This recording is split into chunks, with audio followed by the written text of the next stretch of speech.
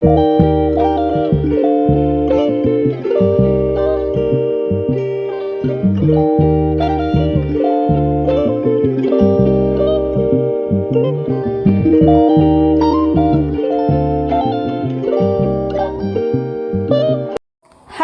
ನಮಸ್ತೆ, welcome to my channel. ಎಲ್ಲರೂ ಹೇಗಿದ್ದೀರಾ? ನಾವು ಚೆನ್ನಾಗಿದ್ದೀವಿ, ನೀವು ಕೂಡ ಚೆನ್ನಾಗಿದ್ದೀರಾ ಅಂದ್ಕೊಂಡಿದ್ದೀನಿ. ಇದು ತಿರುಮಲದ 2ನೇ ದಿನದ ವ್ಲಾಗ್ ಆಗಿರುತ್ತೆ. ಅಂದರೆ ಇವತ್ತು ಅಲ್ಲಿಂದ ಹೊರಡ್ತಿದ್ದೀವಿ. ನೆನ್ನೆ ದರ್ಶನ ಮಾಡೋದು ಲೇಟ್ ಆಯಿತು, ಅಂದರೆ 11 o'clock 11:30 ಆಗಿತ್ತು ರೂಮಿಗೆ ಬರೋದು. ಸೊ ಅದಕ್ಕೆ ನಾವು ಅಲ್ಲಿಂದ ಹೊರಡೋಕ್ಕಾಗಲಿಲ್ಲ. ಸೊ ಬೆಳಗ್ಗೆ ಹೋಗೋಣ ಅಂತ ಅಲ್ಲೇ ಮಲ್ಕೊಂಡ್ವಿ. ಇವಾಗ ಬೆಳಗ್ಗೆ ಒಂದು 6:30ಗೇನೋ ಎದ್ದು 6 o'clock 6:30 ಆಗಿತ್ತು ಅನಿಸುತ್ತೆ. ಅವಾಗ ಎದ್ದು ಫ್ರೆಶ್ ಅಪ್ ಆಗಿ ಅಲ್ಲಿಂದ ಹೊರಟಿದ್ದೀವಿ. ಹೊರಡೋಕ್ಕೆ ಮುಂಚೆ ನಾಷ್ಟ ಮಾಡೋಣ ಅಂತ ಬಂದಿದ್ದೀವಿ. ಸೊ ಅವರೆಲ್ಲ ತಲೆಗೆ ಹೆಂಗೆ ಕಟ್ಕೊಂಡಿದ್ದಾರೆ ನೋಡಿ, ಯಾಕಂದರೆ ತುಂಬ ಚಳಿ ಆಗ್ತಿತ್ತು. ನನ್ನ ತಂಗಿ ಪಾಪು ಇನ್ನೂ ಕೂಡ 7 month ಇರೋದ್ರಿಂದ ಅವ್ಳು ಕಟ್ಕೊಳ್ಳೇಬೇಕು, ಇಲ್ಲ ಪಾಪುಗೆ ಇದಾಗುತ್ತೆ ಅಂತ, ಕೋಲ್ಡ್ ಆಗುತ್ತೆ ಅಂತ. ಸೊ ಜೊತೆಗೆ ನಮ್ಮ ಅಮ್ಮ ಮತ್ತು ನಮ್ಮ ತಂಗಿಯರ ಅತ್ತೆ ಅವರು ಕೂಡ ಕಟ್ಕೊಂಡಿದ್ದಾರೆ, ತುಂಬ ಚಳಿ ಇತ್ತಲ್ವ ಅದಕ್ಕೆ ಅಂತ. ಸೊ ಈಗ ಅಲ್ಲಿಂದ ಹೊರಟಿದ್ವಿ. ಹೊರಡ್ಬೇಕಾದ್ರೆ ಮಧ್ಯೆ ಅಲ್ಲೊಂದು ಆಂಜನೇಯನ ದೇವಸ್ಥಾನ ಇದೆ. ಸೊ ಅಲ್ಲಿಗೂ ಕೂಡ ಹೋಗ್ಬರೋಣ ಅಂತ ಅಲ್ಲೂ ಸ್ಟಾಪ್ ಮಾಡಿದ್ವಿ. ಇಲ್ಲಿ ದರ್ಶನ ಮಾಡಿಕೊಂಡು ಒಂದು ಸ್ವಲ್ಪ ಹೊತ್ತು ಅಲ್ಲೇ ಟೈಮ್ ಸ್ಪೆಂಡ್ ಮಾಡಿ ಮತ್ತೆ ಅಲ್ಲಿಂದ ಹೊರಟ್ವಿ.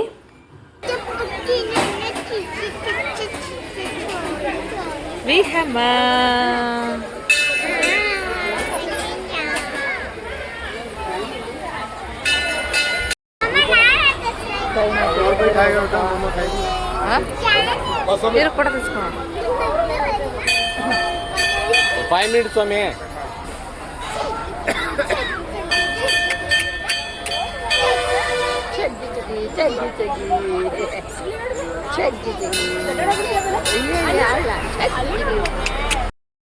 ನಾವು ಚೆನ್ನೈಯಲ್ಲಿ ಇರೋದ್ರಿಂದ ಅಲ್ಲಿಂದ ತಿರುಮಲದಿಂದ ಚೆನ್ನೈಗೆ 4 hour ಜರ್ನಿ ಆಗುತ್ತೆ. ಬ್ಯಾಂಗ್ಳೂರಿಗೆ 6 hour ಜರ್ನಿ ಆಗುತ್ತೆ, 6.5 hour ಜರ್ನಿ ಆಗುತ್ತೆ.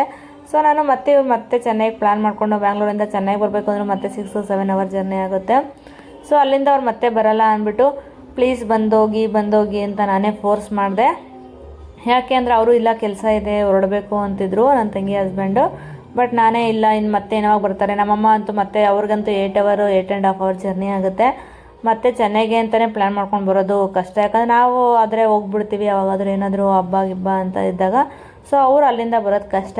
ಸೊ ಹೆಂಗಿದ್ರು ಇಲ್ಲಿವರೆಗೂ ಬಂದಿದ್ದಾರಲ್ವ, ಸೊ ಬಂದೋಗಿ ಅಂತ ಫೋರ್ಸ್ ಮಾಡಿ ನಾನು ನಮ್ಮ ಮನೆಗೆ ಕರ್ಕೊಂಬಂದೆ. ಸೊ ಇವಾಗ ಬಂದಿದ್ದಾರೆ. ಮಧ್ಯಾಹ್ನಕ್ಕೆ ಅಡುಗೆಗೆ ಅಂತ ಬಂದಿದ್ದೊಂದು 1 o'clock 1:30 ಆಗಿತ್ತು ಅನಿಸುತ್ತೆ. ಟೈಮ್ ಆಗಿತ್ತಲ್ವ, ಅದಕ್ಕೆ ಅಂತ ರೈಸ್ ಮಾಡಿ ಹುಳಿ ಗೊಜ್ಜು ಮಾಡಿದ್ವಿ. ರಾತ್ರಿಗೆ ಏನಾದರೂ ಚಿಕನ್ ಮಾಡ್ಕೊಳ್ಳೋಣ ಅಂತ ಅಂದ್ಬಿಟ್ಟು. ಇವಾಗ ಅಡುಗೆ ಆಗಿತ್ತು ಅನಿಸುತ್ತೆ ಮೋಸ್ಟ್ಲಿ, ಇನ್ನೂ ಯಾರೂ ಊಟ ಮಾಡಿರಲಿಲ್ಲ. ಸೊ ಎಲ್ಲ ಕುತ್ಕೊಂಡು ಹಂಗೇನೆ ಸ್ವಲ್ಪ ಮಾತಾಡ್ತಿದ್ವಿ. ಇಲ್ಲಿ ನಮ್ಮಮ್ಮ ಸೊಪ್ಪು ಸೋಸ್ಕೊತಾಯಿದ್ರು. ನಮ್ಮ ಅಮ್ಮದಿರು ಯಾರದೇ ಮನೆಗೆ ಹೋಗಲಿ, ಅದು ಯಾರೇ ಅಮ್ಮ ಆಗಿರಲಿ, ನಮ್ಮಮ್ಮನೂ ಅಷ್ಟೇ. ಈಗ ನಾವು 3 ಜನ ಮಕ್ಕಳಿದ್ದೀವಿ. ಯಾರ ಮನೆಗೆ ಹೋದ್ರೂ ನಾವು ಒಬ್ಬರೇ ಮನೆಯಿದ್ದಾಗ ನಾವೆಷ್ಟೇ ಕೆಲಸ ಮಾಡ್ಕೋತಿದ್ರು ಅಮ್ಮ ಬಂದ ತಕ್ಷಣ ಅವ್ರು ಯಾವಾಗಲೂ ರೆಸ್ಟ್ ಮಾಡಿದ್ದೇ ಇಲ್ಲ. ಬಂದಾಗಿಂದ ಹೋಗೋವರೆಗೂ ಕೆಲಸ ಮಾಡ್ತಾನೇ ಇರ್ತಾರೆ. ಅದರಲ್ಲಂತೂ ಅಡುಗೆ ಮನೇಲಂತೂ ಯಾವಾಗಲೂ ಇದ್ದೇ ಇರ್ತಾರೆ. ಇವತ್ತು ಕೂಡ ಅಷ್ಟೇ ನಮ್ಮ ಅಮ್ಮನೇ ಇಲ್ಲಿ ಏನು ಮಾಡ್ತಿದ್ದಾರೆ, ಬಿರಿಯಾನಿ ಮಾಡಿ ಚಾಪೀಸ್ ಮಾಡೋಣ ಅಂತ ರೆಡಿ ಮಾಡ್ತಿದ್ದಾರೆ. ಸೊ ಫುಲ್ಲು ಅವರೇ ಅಡುಗೆ ಮಾಡಿದ್ದು, ನಾವು ಸ್ವಲ್ಪ ಹೆಲ್ಪ್ ಮಾಡಿದ್ವಿ ಅಷ್ಟೇ. ಹೇಗೆ ಅಡುಗೆ ಮಾಡ್ತಾರೆ ಅವ್ರ ಸ್ಟೈಲಲ್ಲಿ ಬಿರಿಯಾನಿ ಹೇಗೆ ಮಾಡ್ತಾರೆ ಅದನ್ನು ನಮ್ಮ ಅಮ್ಮನೇ ಎಕ್ಸ್ಪ್ಲೈನ್ ಮಾಡ್ಕೊಂಡು ಮಾಡ್ತಾಯಿದ್ದಾರೆ. ಸೊ ಈಗ ಕಂಟಿನ್ಯೂಸ್ ನಮ್ಮ ಅಮ್ಮನೇ ಹೆಂಗೆ ಮಾಡ್ತಾರೆ ಆ ವ್ಲಾಗ್ನೇ ಹಾಕ್ತೀನಿ. ನಾನೇನು ಅದಕ್ಕೆ ವಾಯ್ಸ್ ಓವರ್ ಮತ್ತೆ ಕೊಡೋಕ್ಕಾಗಲ್ಲ. ಮಧ್ಯೆ ಸ್ವಲ್ಪ ಅಲ್ಲಿ ಬೇರೆ ಏನಾದರೂ ಡಿಸ್ಟರ್ಬೆನ್ಸ್ ಇರುತ್ತೆ, ಸ್ವಲ್ಪ ಅಡ್ಜಸ್ಟ್ ಮಾಡ್ಕೊಳ್ಳಿ. ಬಿರಿಯಾನಿಗೆ ಚಾಪಿಸ್ಗೆ 2 ರುಬ್ಕೊತಾ ಇದ್ದೀವಿ. ಇಷ್ಟು ಕೊತ್ತಂಬರಿ ಸೊಪ್ಪು,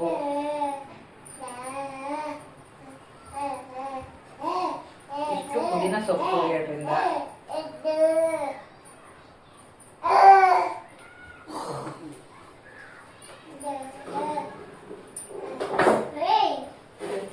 ಒಂದು 10ರಿಂದ 15 ಗಂಟ ಮೆಣಸಿನಕಾಯಿ,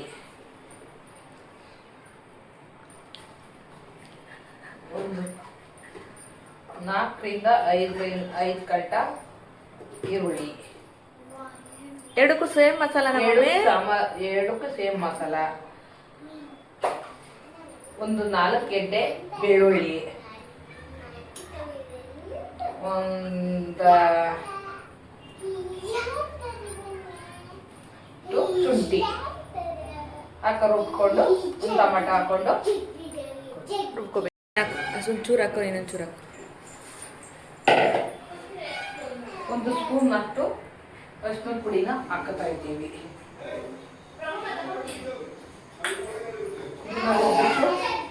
ರೆಡಿ ಮಾಡಿಕೊಂಡು ಆಮೇಲೆ ಚಿಕನ್ ಹಾಕ್ತೀವಿ. ಟೊಮೆಟೊ ಹಾಕ್ಲೇ ಇಲ್ಲ. ಇಲ್ಲ ಟೊಮೆಟೊ ಒಳಗಡೆ ಎತ್ಕೊಂಡ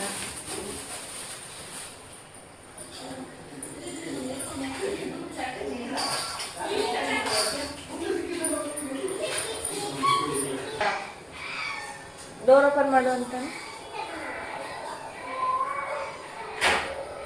ಒಂದೇ ಒಂದು ಟೊಮೆಟೊ 7ರಿಂದ ಸೇರಿ ಸಾಕಾಗ್ತಾನೆ ಹಾಕಿ ಕೊಟ್ಟು. ಇವರು ನನ್ನ ಮಗ ಗಣವ್ ಅಂತ. ಏನೇನು ಹೆಸರು? ಗಣವ್. ಗಣವ್ಗೆ ಇವಾಗ ನಾವು ಬ್ಲ್ಯಾಕ್ ಟೀ ಶರ್ಟ್ ಮತ್ತೆ ಎಲ್ಲೋ ಪ್ಯಾಂಟ್ ಹಾಕಿದ್ದೀವಿ.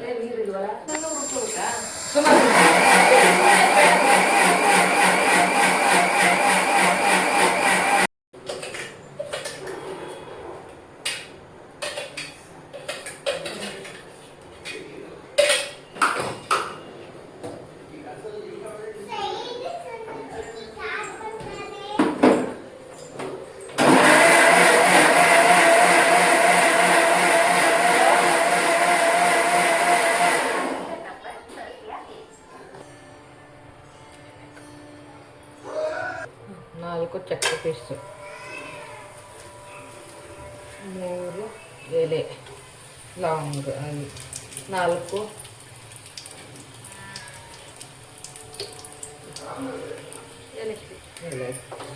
ಏಲಕ್ಕಿ, ಸೋಂಪು ಪುಡಿ, 5ರಿಂದ ಲವಂಗ,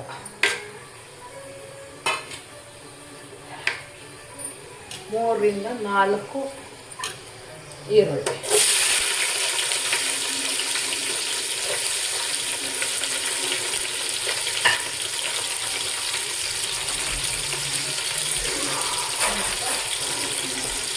ಅದು ಹಾಕಿ ಮಾಡಿ, 2 ಮೆಣಸಿನಕಾಯಿ, ಸ್ವಲ್ಪ ಪುದೀನ, ಸ್ವಲ್ಪ ಕೊತ್ತಂಬರಿ, ಇದೆಲ್ಲ ರುಬ್ಬಾದ್ಮೇಲೆ ಇದೆಲ್ಲ ಇದಾದ್ಮೇಲೆ ಫ್ರೈ ಆದ್ಮೇಲೆ ಚಿಕನ್ ನಾವು ಹಾಕ್ಕೊಂಡಿರ್ತೇವೆ ಅದನ್ನ ಹಾಕಿ ಇದೆಲ್ಲ ಹಾಕಿ ಈರುಳ್ಳಿ ಟೊಮಟೊ ಇವೆಲ್ಲ ಹಾಕಿ ಮೆಣಸಿನ್ಕಾಯಿ ಎಲ್ಲ ಹಾಕಿ ಎಲ್ಲ ಫ್ರೈ ಆದ್ಮೇಲೆ ಇವಾಗ ಹಾಕ್ಕೊಂಡಿರುವಂಥದ್ದು ಹಾಕಿ ಫ್ರೈ ಮಾಡೋದು. ಫ್ರೈ ಹಾಕ್ಕೊಬೇಕಾ? ಅರ್ಧ ಹಾಕ್ಕೊಬೇಕಾ? ಫ್ರೈ ಮಾಡೋದು. ಇದೆಲ್ಲ ಹಾಕ್ಕೊಂಡಿರೋದು ಹಾಕ್ಬಿಟ್ಟು ಚೆಂದಾಗಿ ಫ್ರೈ ಆಗಿಬಿಟ್ಟು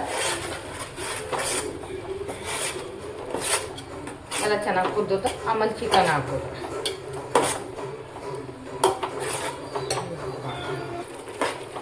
ಇದೆಲ್ಲ ಚೆನ್ನಾಗಿ ಬೇಯಿತು. ಬೆಂದಾದ್ಮೇಲೆ ಇವಾಗ ಚಿಕನ್ ಹಾಕ್ಬೋದು. 2 kg ಚಿಕನ್ನು, 2 kg ಚಿಕನ್ ಹಾಕಿ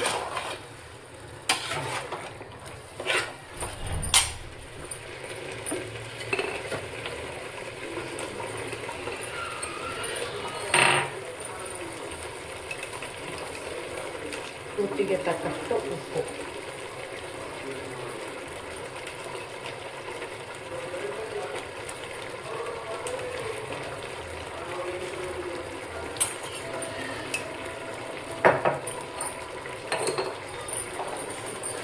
ಎಲ್ಲ ಚೆನ್ನಾಗಿ ಫ್ರೈ ಮಾಡಿ ಒಂದಷ್ಟು ಬೆಂದೋದಕ್ಕೆ ಇದೆಲ್ಲ ಫ್ರೈ ಆಯಿತು.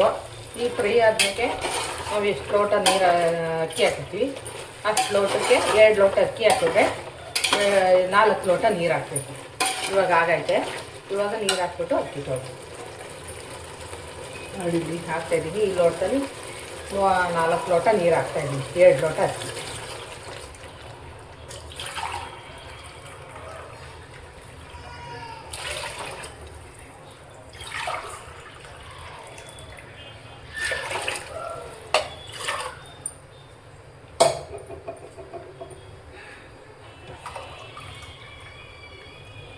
ನಾಲ್ಕು ಲೋಟ ಹಾಕಿದ್ದೀನಿ.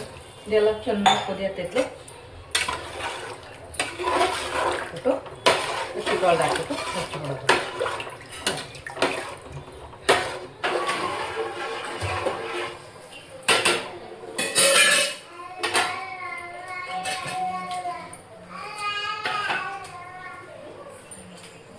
ಬರ್ತೀನಿ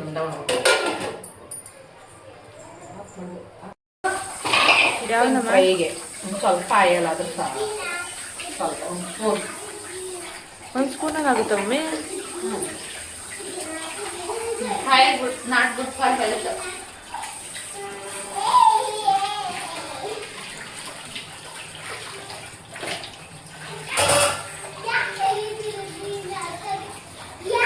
ಅದಕ್ಕೆ 2 ಮೆಣಸಿನಕಾಯಿ,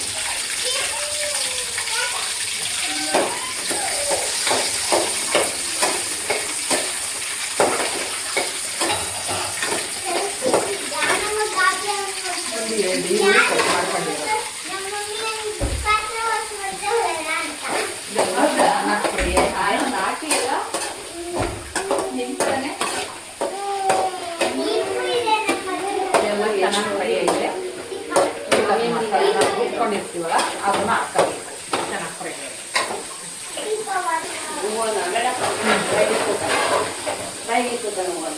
ಬಿರಿಯಾನಿಗೆ ಒಂದು ಸ್ವಲ್ಪ ಧನಿಯಾ ಪೌಡರ್.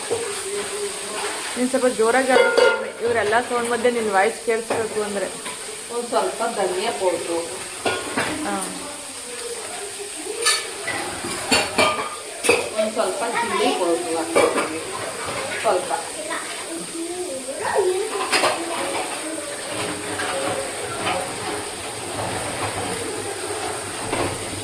ಬಿರಿಯಾನಿ ಪೌಡ್ರು ಸ್ವಲ್ಪ ಎಲ್ಲ ಹಾಕಿದ್ದೀವಲ್ಲ ಅದಕ್ಕೆ ಸ್ವಲ್ಪ ಪ್ರಭಾವ ಇದೆಲ್ಲ ಬೆದ್ರದ್ದು.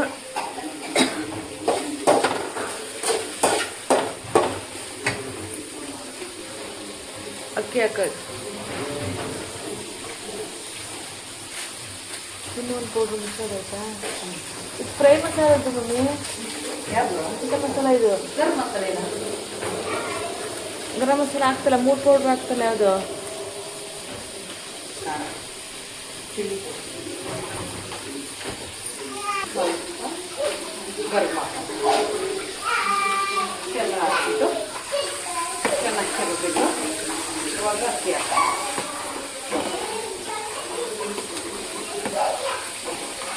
ಸಿಂಪಲ್. ಎಷ್ಟು ಸಿಂಪಲ್ಲು ಮಮ್ಮಿ? ಸಿಂಪಲ್ ಇದೆ. ಇವಾಗ ಅಕ್ಕಿ ಹಾಕ್ತಿದ್ದೀವಿ, ಇವೆಲ್ಲ ಚೆನ್ನಾಗಿ ಕುದೀತಾ ಇದೆ. ಅಕ್ಕಿ ಹಾಕ್ತೀವಿ, ಇದನ್ನು ಹಾಕ್ತೀವಿ.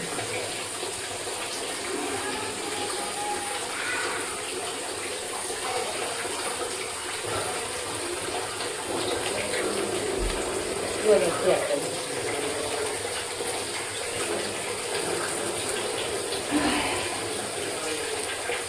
ನೆನೆ ಹಾಕಿಟ್ಟು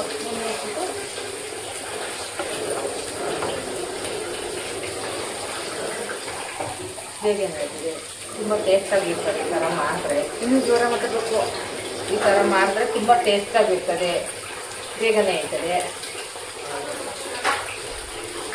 ಹಾಂ, ಚಿಕನ್ ಕಡಾಯಿಗೆ ಕುದಿ ಕೊತ್ತಂಬರಿ ಸೊಪ್ಪು, ಕುದಿ ಪುದೀನ ಸೊಪ್ಪು, ಜೋರು ಹೇಳಬೇಕು. ಕುದಿ ಕೊತ್ತಂಬರಿ ಸೊಪ್ಪು, ಪುದೀನ ಸೊಪ್ಪು ಹಾಕ್ತಾಯಿದ್ದೀವಿ. ಇದು ಫ್ರೈ ಐತೆ, ನಾವು ಹಾಕ್ಕೊಂಡಿದ್ದೀವಲ್ಲ ಮಸಾಲ ಅದನ್ನು ಹಾಕಬೇಕು. ಇವಾಗ ಈರುಳ್ಳಿ, ಮೆಣಸಿನ್ಕಾಯಿ, ಕೊತ್ತಂಬರಿ ಸೊಪ್ಪು, ಪುದೀನ ಸೊಪ್ಪು ಎಲ್ಲ ಚೆನ್ನಾಗಿ ಫ್ರೈ ಆಯಿತು. ಫ್ರೈ ಆದಮೇಲೆ ನಾನು ಹಾಕ್ಕೊಂಡಿದ್ದೀನಲ್ಲ ಅದನ್ನು ಹಾಕಿ ಸ್ವಲ್ಪ ಕುದ್ದುದ್ದ ಆಮೇಲೆ ಚಿಕನ್ ಹಾಕ್ಬಿಡ್ತೀವಿ. ಬೆಲ್ಲ ಸ್ವಲ್ಪ ಕುದಿ ಚೆನ್ನಾಗಿ ಬೇಯಿಸಿ ಚಿಕನ್ ಹಾಕ್ಬಿಟ್ಟು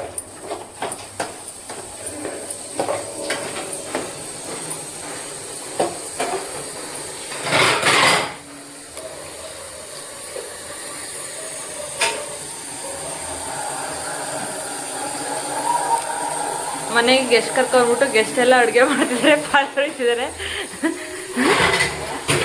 ಮನೆಗೆ ಗೆಸ್ಟ್ ಕರ್ಕೊಂಡ್ಬಿಟ್ಟು ಗೆಸ್ಟು ಅಡುಗೆ ಮತ್ತು ಪಾಲ್ ತೊಳಿತಿದ್ದಾರೆ ಅಂತ ಹೇಳ್ತಾ ಇದ್ದೀನಿ. ಅದೆಲ್ಲ ಫ್ರೈ ಆಯಿತು. ಇವಾಗ ಚಿಕನ್ ಹಾಕ್ತಾ ಇದ್ದೀನಿ.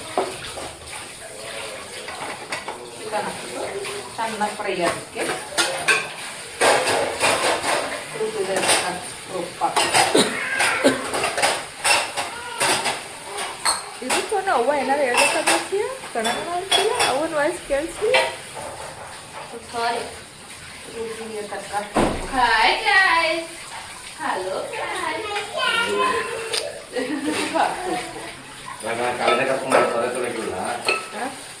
ನಾನು ಎಷ್ಟು ಬೇಡ ಅಂದರೆ ನೆನ್ತೀನಿ, ತುಂಬ ಬೇಯಿಸಿ ತೊಳಿತಾವೆ.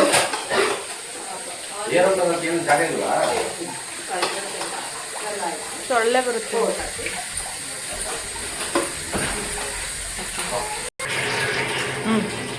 ಅಕ್ಕಿ ಎಲ್ಲ ತೊಳೆದಾಕಿದ್ವಿ, ಕುದೀತಾ ಇದೆ.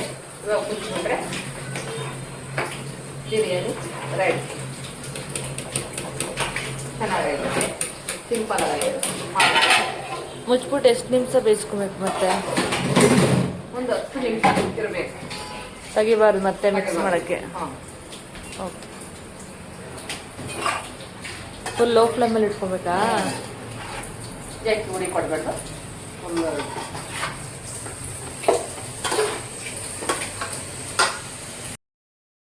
ಇಲ್ಲಿ ಬಿರಿಯಾನಿ ಇನ್ನೇನು ರೆಡಿಯಾಗಿದೆ, ಚಾಪ್ಸು ಕೂಡ ಇನ್ನೇನು ರೆಡಿ ಆಗುತ್ತೆ. ಅದಕ್ಕೆ ಬೇಕಾಗಿರೋ ಮಸಾಲೆ ಎಲ್ಲ ಅಮ್ಮ ಹಾಕೋತಿದ್ದಾರೆ. ಇಲ್ಲಿ ಬ್ಯಾಕ್ಗ್ರೌಂಡಲ್ಲಿ ಸ್ವಲ್ಪ ವಾಯ್ಸ್ ಎಲ್ಲ ಸ್ವಲ್ಪ ಜಾಸ್ತಿ ಕೇಳಿಸ್ತಾ ಇತ್ತು, ಅದಕ್ಕಿಂತ ವಾಯ್ಸ್ ಓವರ್ ಕೊಡ್ತಾಯಿದ್ದೀನಿ. ಇಲ್ಲಿ ಸ್ವಲ್ಪ ಚಿಲ್ಲಿ ಪೌಡರು, ಸ್ವಲ್ಪ ಹಳದಿ ಪೌಡರು, ಅದಾದಮೇಲೆ ಯಾವುದಕ್ಕೋತಾರೆ ನೋಡೋಣ ಇರಿ. ಆ್ಯಕ್ಚುಲಿ ನಾನು ಅಷ್ಟು ನೋಡ್ಕೊಂಡಿಲ್ಲ ಏನಾಗ್ತಾರೆ ಅಂತ. ಇದು ಕಾಶ್ಮೀರಿ ಚಿಲ್ಲಿ ಏನೋ ಹಾಕ್ತಾಯಿದ್ದಾರೆ ಅನಿಸುತ್ತೆ.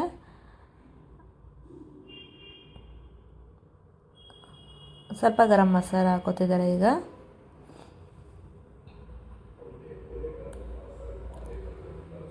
ಈ ಎಲ್ಲ ಮಸಾಲನೂ ಹಾಕಿ ಸ್ವಲ್ಪ ಮಿಕ್ಸ್ ಮಾಡಿ ಇನ್ನೂ ಸ್ವಲ್ಪ ಹೊತ್ತು ಫ್ರೈ ಮಾಡಿಕೊಂಡ್ರೆ ಚಿಕನ್ ಚಾಪ್ಸ್ ಕೂಡ ರೆಡಿ ಆಗುತ್ತೆ. ಪಾಪ ನಮ್ಮಮ್ಮ ಯಾವಾಗ ಬಂದ್ರೂ ಅಷ್ಟೇ, ಯಾವಾಗಲೂ ಅಡುಗೆ ಮನೆಯಲ್ಲೇ ಟೈಮ್ ಸ್ಪೆಂಡ್ ಮಾಡೋದಾಗುತ್ತೆ. ಅದೆಲ್ಲ ನಮ್ಮಮ್ಮಗೆ ಊರ ಕಡೆ ಎಲ್ಲ ಅವರು ಈಗಲೂ ಕೂಡ ನಿಂತ್ಕೊಂಡು ಅಡುಗೆ ಮಾಡಲ್ಲ, ಕೂತ್ಕೊಂಡು ಅಡುಗೆ ಮಾಡೋ ಅಭ್ಯಾಸ. ಬಟ್ ಇಲ್ಲಿ ಬಂದರೆ ನಿಂತ್ಕೊಂಡು ಮಾಡಬೇಕಾಗುತ್ತೆ. ಅಂದರೆ ನಾವೇ ಮಾಡ್ಕೋತೀವಿ ಅಂತ ಹೇಳ್ತೀವಿ, ಬಟ್ ನಮ್ಮ ಅಮ್ಮ ಮಾಡಿದಷ್ಟು ಚೆನ್ನಾಗಾಗಲ್ಲ. ಸೊ ಅಂದರೆ ಜಾಸ್ತಿ ಕ್ವಾಂಟಿಟಿಯಲ್ಲಿ ನಮಗೆ ಮಾಡೋ ಅಭ್ಯಾಸ ಇಲ್ವಲ್ಲ, ಸೊ ಅದಕ್ಕೆ ಅಷ್ಟು ಬರಲ್ಲ. ನಾವು ಯಾವಾಗಲೂ 3 ಜನಕ್ಕೆ ಇಲ್ಲ 4 ಜನಕ್ಕೆ ಮಾಡ್ಕೊಂಡಿರ್ತೀವಲ್ವ, ಸೊ ಇಷ್ಟು ಜಾಸ್ತಿ ಕ್ವಾಂಟಿಟಿಯಲ್ಲಿ ನಂಗೆ ಅಳತೆ ಸರಿಯಾಗಿ ಗೊತ್ತಾಗಲ್ಲ. ಸೊ ಅದಕ್ಕೆ ನಮ್ಮ ಅಮ್ಮ ಏನು ಮಾಡ್ತಾರೆ, ಅದು ಅವ್ರು ನನ್ನ ತಂಗಿ ಮನೆಗೆ ಹೋಗಲಿ ಇನ್ನೊಬ್ಳು ತಂಗಿ ಮನೆಗೆ ಹೋಗಲಿ, ಅವರೇ ಜಾಸ್ತಿ ಜನ ಇರ್ತಾರಲ್ವ, ಸೊ ಅವರೇ ಮಾಡಿಬಿಡ್ತಾರೆ ಅಡುಗೆ ಎಲ್ಲ. ಸೊ ಈಗೆಲ್ಲ ರೆಡಿಯಾಗಿದೆ, ಬಿರಿಯಾನಿ ರೆಡಿಯಾಗಿದೆ, ಚಾಪ್ಸ್ ಕೂಡ ರೆಡಿಯಾಗಿದೆ, ಹಾಗೆ ಅಡುಗೆ ಮನೆ ಕೂಡ ಸ್ವಲ್ಪ ಕ್ಲೀನಾಗಿದೆ. ಅಲ್ಲ ಮಮ್ಮಿ?